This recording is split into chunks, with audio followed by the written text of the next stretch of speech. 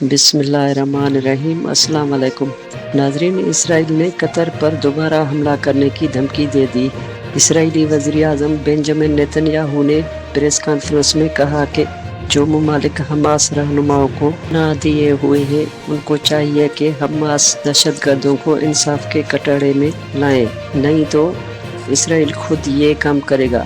ناظرین، یاد رہے کہ حماس رہنما مسلم ممالک میں پناہ لیے ہوئے ہیں، جن میں ترکی، قطر اور متحدہ عرب امارات اور مصر شامل ہیں۔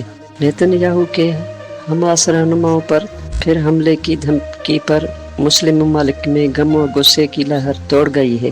قطر نے دوحہ پر حملے کے بعد عرب ممالک اور OIC کی میٹنگ کا انعقاد کیا ہے، جس میں اسرائیل کے مشرق وسطیٰ میں جارحانہ اقدام پر اہم فیصلے متوقع ہے۔ اسرائیلی وزیر اعظم نے پہلی بار پاکستان کا نام لے کر دنیا کو مخاطب ہو کر کہا کہ جیسے 9/11 حملے کے بعد امریکہ نے پاکستان میں چھپے اسامہ بن لادن پر حملہ کر کے اس کو مار دیا، اسرائیل بھی اسی طرح حماس رہنماؤں کو ٹارگٹ کرنے کا حق رکھتا ہے۔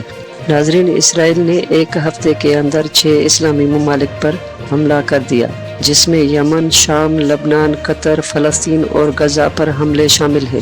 ناظرین، تل ابیب مشرق وسطیٰ کی سلامتی کے لیے خطرہ بنتا جا رہا ہے۔ قطر، جو کہ امریکہ کا مشرق وسطیٰ میں بہت بڑا اتحادی ہے اور مختلف اوقات پر حماس اور اسرائیل کے درمیان غزہ جنگ بندی کے لیے تیسرے فریق کے طور پر کوششیں کرتا رہا ہے، اسرائیل نے قطر پر بھی حملہ کر دیا۔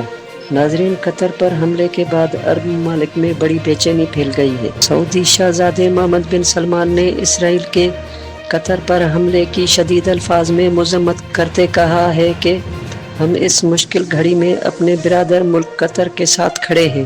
متحدہ عرب امارات نے بھی اسرائیل کے قطر پر حملے کی شدید الفاظ میں مذمت کی ہے۔ ناظرین، دوحہ پر اسرائیل حملے کے بعد صدر ٹرمپ نے بھی اسرائیلی حملے کی شدید الفاظ میں مذمت کی ہے اور صدر ٹرمپ نے کہا ہے کہ اسرائیل کے قطر پر حملے کے 10 منٹ بعد قطر کو اسرائیلی ممکنہ حملے سے آگاہ کیا تھا، لیکن امریکہ اسرائیل کے قطر پر حملے میں شریک نہیں ہے۔ ناظرین، قطر کا کہنا ہے کہ امریکہ نے اسرائیل کے حملے کی پیشگی اطلاع نہ دے کر قطر کے ساتھ دھوکہ کیا ہے۔ قطر کا کہنا ہے کہ ہم اسرائیل کے حملے کے جواب کا حق رکھتے ہیں۔ ناظرین، مشرق وسطیٰ کے دیگر ممالک میں اسرائیل کی فوجی مہم جاری ہے، جو خطے میں مزید کشیدگی کا باعث بنتی ہے۔ اب دنیا میں یہ تاثر پایا جاتا ہے کہ اسرائیل کا اگلا ٹارگٹ کون ہو سکتا ہے۔ قطر پر حملے کے بعد اسرائیل کا اگلا ہدف ترکی میں موجود حماس رہنما ہو سکتے ہیں۔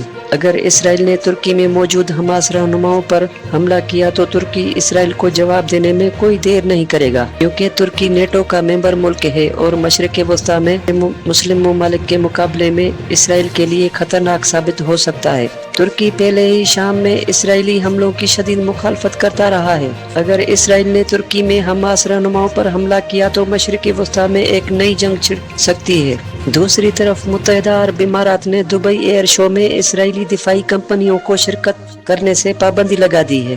ناظرین، اسرائیل کے صدر برطانیہ کے دورے کے دوران اسرائیل کے قطر پر حملے کو وقت کی ضرورت قرار دیا ہے اور برطانیہ کے وزیر اعظم نے کہا کہ اسرائیل کو اپنے دفاع کا پورا حق ہے۔ یورپی یونین کے ممالک نے قطر پر اسرائیلی حملے کو جائز قرار دیا ہے اور کہا ہے کہ اسرائیل کو اپنے دفاع کا پورا حق ہے۔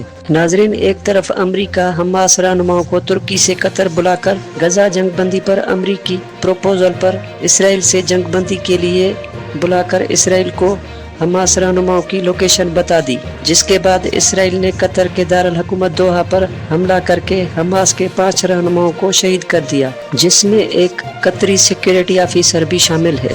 امریکہ نے اسرائیل کے حملے کو جائز قرار دے کر کہا کہ حماس کے دہشت گردوں کے ساتھ اسرائیل نے ٹھیک کیا ہے۔